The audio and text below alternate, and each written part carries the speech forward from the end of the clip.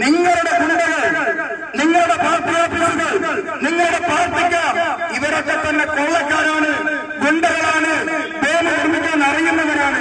ഞങ്ങളുടെ പ്രവർത്തകന്മാർക്ക് അറിയാത്തത് കൊണ്ടാ പൊട്ടിപ്പോയി. ഞങ്ങളുടെ പ്രവർത്തകന്മാർക്ക് അറിയാത്തത് കൊണ്ടാ പൊട്ടിപ്പോയി.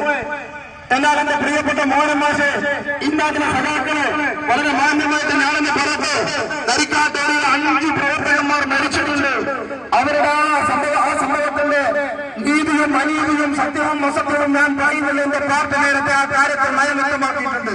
പക്ഷെ നിങ്ങളൊരു കാര്യം മനസ്സിലാക്കണം, 5 ആളെ മരിച്ചിട്ടുള്ളൂ. ധരിക്കാത്തവരിലെ സ്ഫോടനത്തിൽ 5 പേർ മാത്രമേ മരിച്ചിട്ടുള്ളൂ. പിന്നെ പറഞ്ഞ വലിയ സ്വത്തുണ്ട്, ബിൽഡിംഗ് ഉണ്ട്, കാറുണ്ട്. എന്താ ഉണ്ടാവുന്ന പോയിക്കൂടണോ? ഇന്ത്യൻ പാസ്പോർട്ട് പ്രകാരം നിങ്ങളും 3 ഐഡന്റിറ്റി കാർഡ് വെച്ച് 1250 രൂപ അടച്ചാൽ പാസ്പോർട്ട് കിട്ടുമോ? 3 ഐഡന്റിറ്റി കാർഡ്, ഒന്ന് ഇലക്ഷൻ ഐഡന്റിറ്റി കാർഡ്, മറ്റൊന്ന് ലൈസൻസ്, ഒന്ന് പാൻ കാർഡ്. ഇതും വെച്ചിട്ട് എസ് പി ഓഫീസിൽ നാളെ തന്നെ മോഹൻ മാഷ് അപേക്ഷ കൊടുത്താൽ പറ്റുന്ന പാസ്പോർട്ടാ. അതിന് വേറെ ശരാശരിയും വേണ്ട. എന്നിട്ട് ഒരു വിസക്ക് അപേക്ഷിക്ക് മുതലാളിമാർ അറിയാലോ. എന്നിട്ട് ആടെ പോയിട്ട് ഷവർമ എറിഞ്ഞോ, ആടെ പോയിട്ട് ടാക്സി ഓടിച്ചോ, ആടെ പോയിട്ട് നിങ്ങൾ ഗഡ്ഡാനെ പണിയെടുത്തോ, ആ പണം കിട്ടും, റിയാല് കിട്ടും, അതിവിടെ കൊണ്ടുവന്നിട്ടോ നിങ്ങളും ജീവിച്ചോ. അല്ലാതെ ഞങ്ങളെ മേൽക്കിട്ട കാര്യമില്ല. എന്റെ പ്രിയപ്പെട്ട സഖാക്കളെ, മാന്യന്മാരായ നല്ലവരായ ജനാധിപത്യ വിശ്വാസികളെ, നിങ്ങൾ ഗദ്ദാമ എന്ന് പറയുന്ന സിനിമ കണ്ടിട്ടോ? ഗദ്ദാമയിലെ അശ്വതി എന്ന് പറയുന്ന ഒരു പെണ്ണുങ്ങളെ അറബികളെ വീട്ടുജോലി ചേർത്ത് കഷ്ടപ്പെടുത്തുന്ന ഒരു കഥ പറയുന്നുണ്ട്. അതുപോലെ ഈ നാട്ടിൽ പണിയെടുക്കാൻ അറിവില്ലാത്ത വിദ്യാഭ്യാസമില്ലാത്ത ഒരുപാട് ചെറുപ്പക്കാര് ജോലി ചെയ്ത് അന്യനാട്ടിലേക്ക് പോയതാ. അവരവിടെ ടാക്സി ഡ്രൈവർമാരാ, അവിടുത്തെ ആഫീസിന് മേലാളന്മാരല്ല, അവരവിടുത്തെ ഷവർമ അരിയല്ല, അവരവിടുത്തെ ജ്യൂസ് മേക്കർമാരാ, അവരവിടുത്തെ സപ്ലൈക്കാരാ, അവരവിടുത്തെ പ്ലേറ്റ് കരുകുന്നവരാ. എന്നിട്ട് 6 മാസത്തേക്ക് അവിടെ വരുന്നത്. ഒരു സൈക്കിൾ എടുത്തിട്ട് ഒന്ന് സ്റ്റാർട്ടായി പോയാൽ എന്താ ഇവിടുത്തെ വലിയ ബഹളം. ഒരു കാർ എടുത്തിട്ട് കാറിന്റെ കിസിയൊന്നും നിങ്ങൾക്ക് തിരിയേറ്റ നമ്മളെ ലോൺ നിങ്ങളുടെ ഫിനാൻസ് എന്ന് ചോദിച്ചാൽ മതി. നമ്മൾ ഉള്ളിൽ പറയുന്ന കേസാണ്. അധികം എങ്ങനെ ഫിനാൻസിൽ നിന്നും ലോൺ എടുക്കില്ല. അപ്പൊ ഈ കാറ് കണ്ടുകൂടാ, ഈ സൈക്കിള് കണ്ടുകൂടാ. എന്റെ മാഷ് നമ്മൾ പോകുന്ന ഡിസൈനുകാർ ആര് സമ്പാദിച്ചതാ? ഇയാള് ജോലി രാജിവെച്ച അത് നല്ല കാര്യമായിരിക്കും. മാഷ പണിക്ക് പറ്റാത്തോണ്ട് ജോലി വെച്ച് ഇത്ര വൃത്തിയില്ലാത്ത സംസ്കാരം ഇല്ലാത്ത വർത്താനം പറയുന്ന ആള് മാഷാക്കും പറ്റുമോ? അയാൾ അത് തിരിച്ചറിഞ്ഞിട്ട് രാജിവെച്ചിട്ട് ഈ പണിയില്ലാത്ത ഇയാൾക്ക് ഇടുന്നല്ലോ ഡിസൈനുകാരന്റെ പൈസ, അതിലെടുക്കുന്ന എണ്ണേന്റെ പൈസ ഇടുന്ന ഈ ഡിസൈനുകാർ ആരതാ? RC ഓണർ നോക്കിയാൽ നിങ്ങൾ ഞങ്ങളെ കൂക്കി വിളിച്ചില്ലേ, ഞങ്ങളെ ചെറുപ്പനക്കികളാക്കിയില്ലേ, ഞങ്ങളെ ആർഭാടക്കാരാക്കിയില്ലേ? ഒരു വിഭാഗം മനുഷ്യന്മാരെ, ഒരു വിഭാഗത്തെ ആകമാനം ആക്ഷേപിച്ചില്ല. അത്തരത്തിൽപ്പെട്ട ഒരാളുടെ പേരിലാണ് നിങ്ങൾ സഞ്ചരിക്കുന്ന ഡിസൈർ കാറിന്റെ RC ബുക്ക്. എന്നിട്ട് ഞങ്ങൾ നോക്കിയിട്ട് അങ്ങനെ ഇങ്ങനെ ബിൽഡിംഗ്.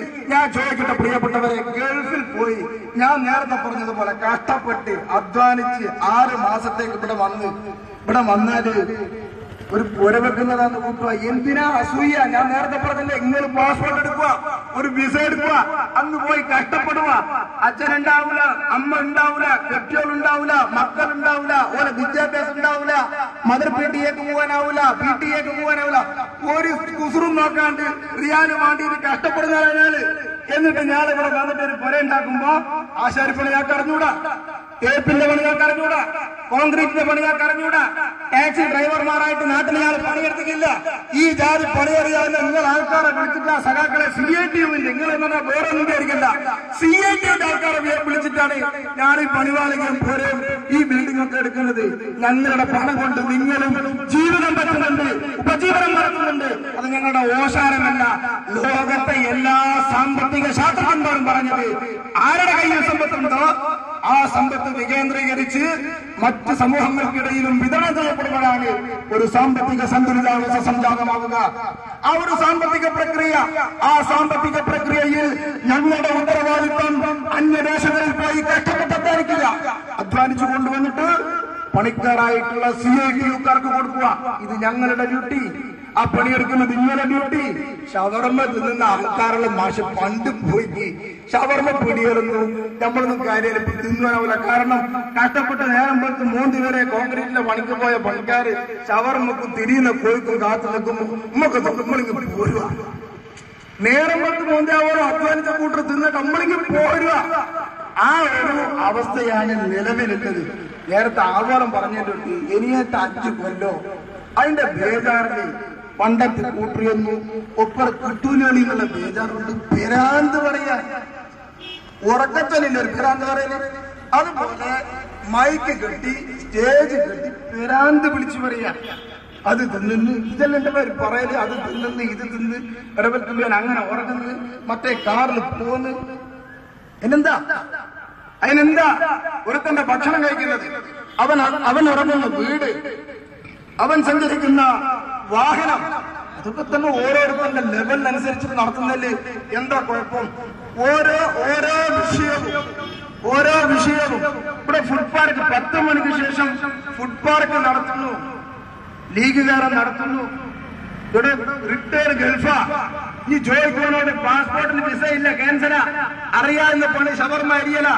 ഷവർമ രാവിലെ തിന്ന ഒരാളെ കിട്ടൂല, ഉച്ചക്കായത് കുത്തുക, രാത്രിയായതിന്റെ വിൽപ്പന. അതുകൊണ്ട് 10 മണിക്ക് ശേഷവും ഇങ്ങനെ കഷ്ടപ്പെടുന്ന ഗൾഫിലേക്ക് പോകും. വിസയില്ല. ഇവിടെ വന്ന വേറെ പണിക്ക് ഓഫീസിലേക്ക് ഇലക്ട്രിസിറ്റി ഓഫീസിൽ ബിൽ കളക്ടാക്കിയിട്ട് എവിടെ നിപ്പിക്കൂല. ബസ്സിലെ കണ്ടക്ടർ ഇവനെ നിപ്പിക്കുക, എവിടെ നിപ്പിക്കൂല. ഇവനാ ഒരു പണിക്കും പറ്റൂല. ഇവർക്കറിയാവുന്ന പണി ഗൾഫിൽ പോയി ഷവർമ പഠിച്ചിട്ടുണ്ട്, ജ്യൂസ് അടിക്കുന്ന പഠിച്ചിട്ടുണ്ട്.